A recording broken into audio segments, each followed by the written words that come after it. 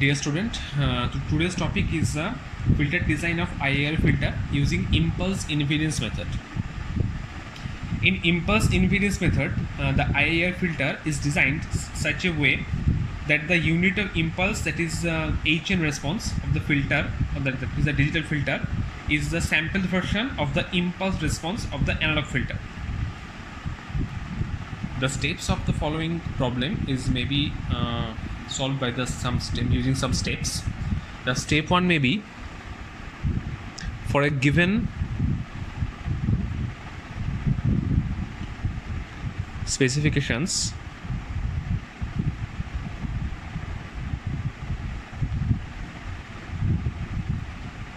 find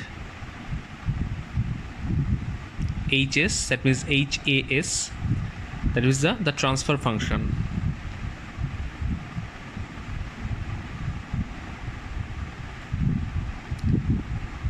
of the analog filter.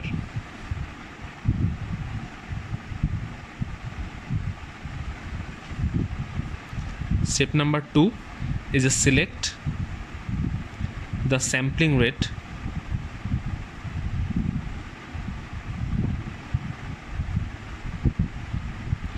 of the digital filter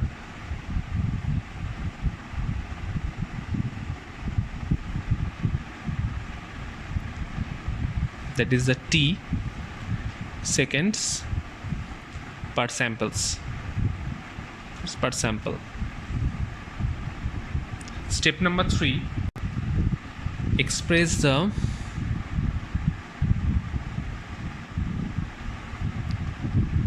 analog filter transfer function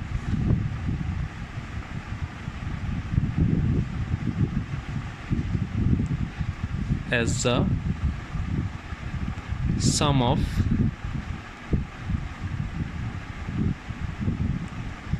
single pole filters. That means HAS becomes summation k1 to n c suffix k by s minus pk, where pk, that is the coefficient of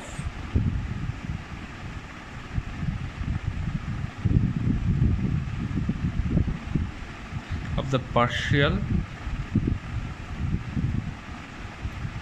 fraction expression.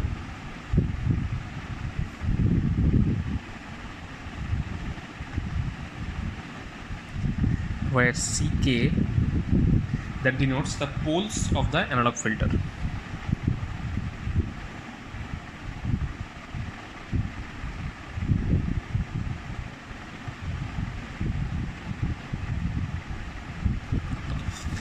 Step number 4, that is compute the Z transform.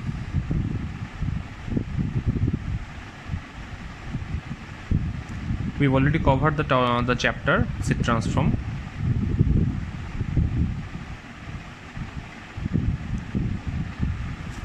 Of the digital filter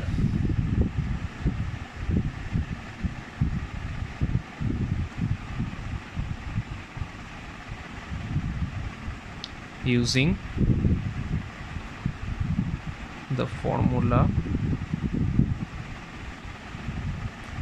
Hz, that means the Z transform of Hs, that becomes k01 to n Ck, that means the pole of the analog filter, by 1 minus e to the power pk. Pk denotes the coefficient of the partial fraction expression into t into z into 1. For high sampling rate, if the sampling rate for the exam may be 1 or 0.2 like this, but if the sampling rate is high, that means for high sampling rate,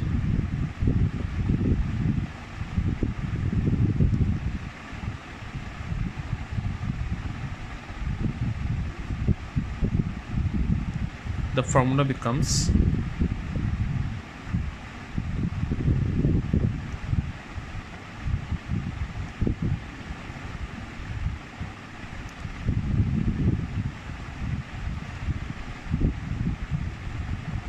more or less same, just t into, like the t is the sampling rate, t into ck by the rest is same. Now take an example to solve the problem for the using the impulse impedance method. So problem is for the analog filter, this is analog transfer function.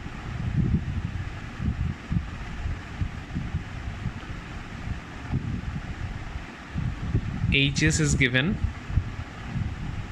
the value is 2 by s plus 1 into s plus 2. Determine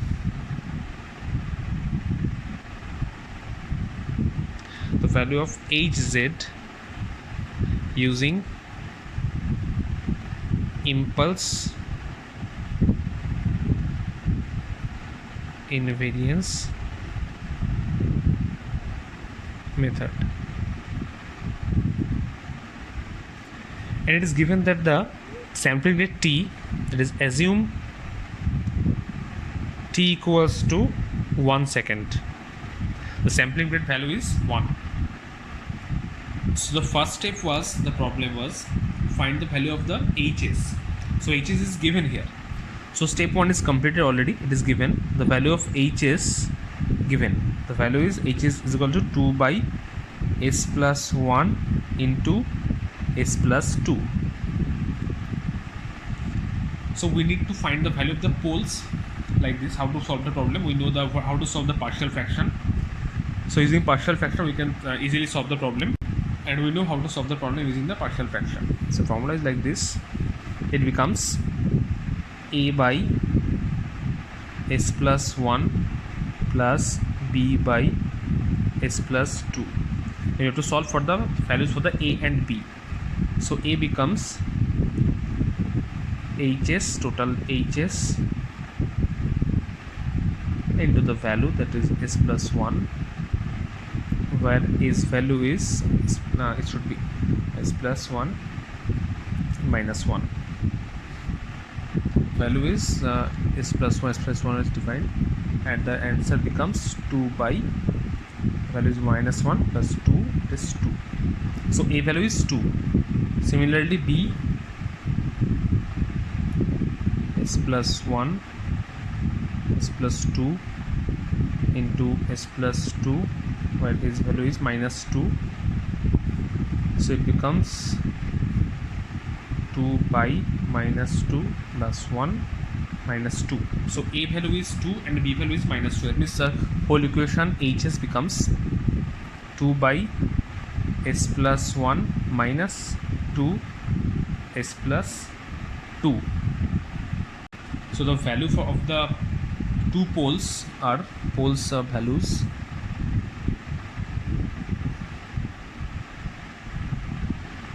One is minus 1, one is minus 2.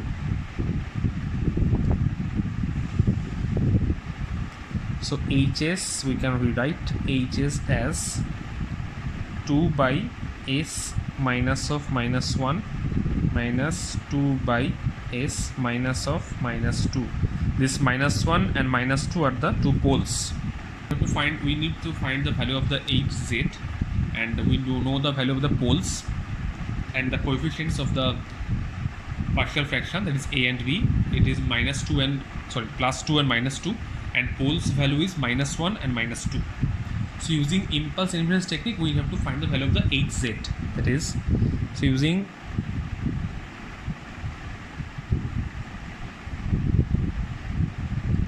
impulse invariance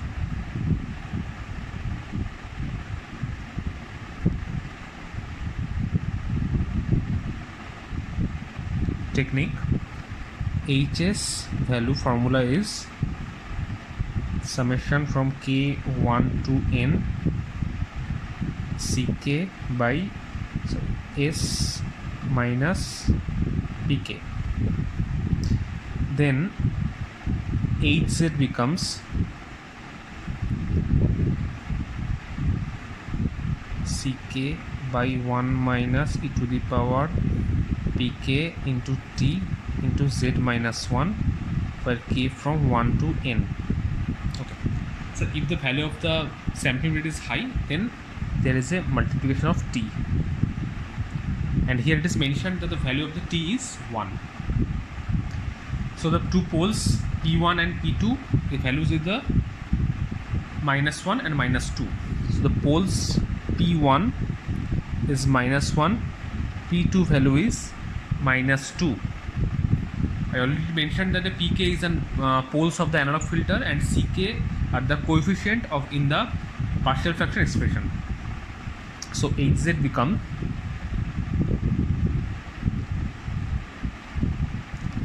2, that is a ck, by 1 minus e to the power pk. The pk value is -1. So -1 into t becomes t into z minus 1 plus, for second value, ck value is again 2. It should be minus because the ck value is the -2. 1 minus e to the power pk is -2 into t into z to the power -1. I again explain this 2 and this 2. This is a, this is b. So I can mention like this way. So here a is +2, this is b is -2 from the this partial fraction, the values of the ck, and pk are the poles. The pole value is -1 and -2. So here it is -1 into t, it is here it is -2 into t. Okay, next, so we know in the problem it is mentioned that the value of the t is 1. That means if the value of t is 1 second, so hz becomes 2 by 1 minus e to the power -1 z to the power -1 minus 2 by 1 minus e to the power -2 into z to the power -2. So you have to solve the equation. After solving the equation, it becomes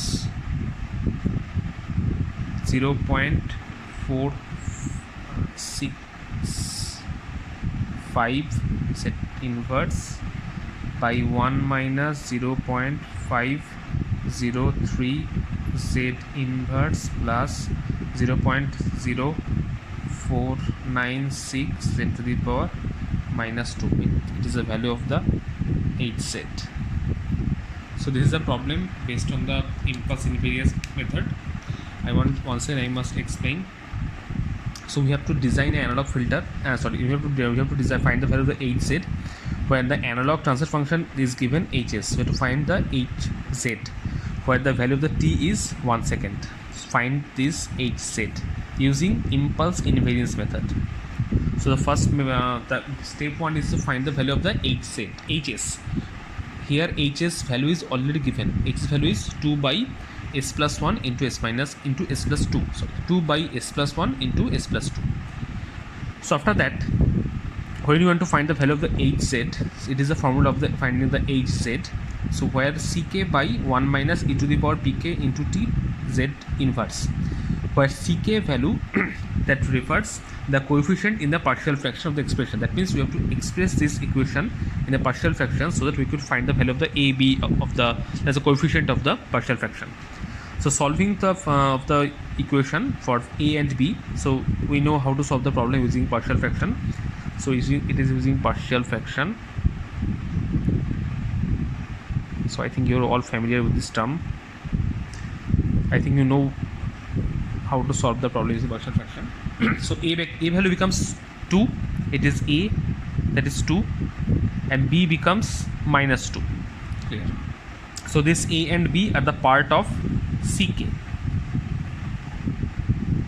Okay, so ck for the first finding is done, that is 2 and -2. Next is the pk value is poles of the analog filter. So we have to find the poles. So what is the pole? We know very simple. 2 is the numerator, this is denominator. So s minus of this value becomes s minus of this value is the poles. So it is our p1, it is p2, the part of pk. So ck becomes 2 and -2, that is 2, another one is -2, and pk becomes one value is -1, another value is -2. So this is the formula. You have to put the value where p1 is -1, p2 is -2, and c1 is 2 and c2 is -2. Just put the value here. Hz is summation, that means for the k value is 1, c1, it becomes c1. So this is c1a. A is a c1 value by 1 minus e to the power pk into t. Pk means, at first pk means p1, that is -1, that is -1 into t, it becomes minus t into z inverse. It is plus because of the summation, but the value of the b is -2, that's why it is minus. So b value is 2 and it is -2, 1 minus e to the power pk. Now pk becomes, for second position the pk value becomes -2, that means e to the power -2 into t into z inverse. And now it is mentioned in the problem that t value is 1, the sampling rate value is 1. So you have to put here. So if the value is like this way, we have to multiply the t for the higher order equation. It is not necessary in this problem because the value of the t is 1. So it becomes 1 into this value, it should be 1. So this is a problem based on the impulse invariance. So it is a very important question for the semester exam also. And apart from the topic, we should study the some two topics that for the related for the short note, that is wrapping and the pre-wrapping effect. So very important topic for the semester for short note, wrapping and pre-wrapping effect. Okay. So in this class we have studied about the impulse invariance method, that is the IIR filter. In the next class we will discuss about the bilinear transformation technique. Same IIR filter. The topic is the bilinear transformation. For this we have to know the term is the pre-wrapping. So the next class when we will come back, we should know the topic is the pre-wrapping and the wrapping. Thank you.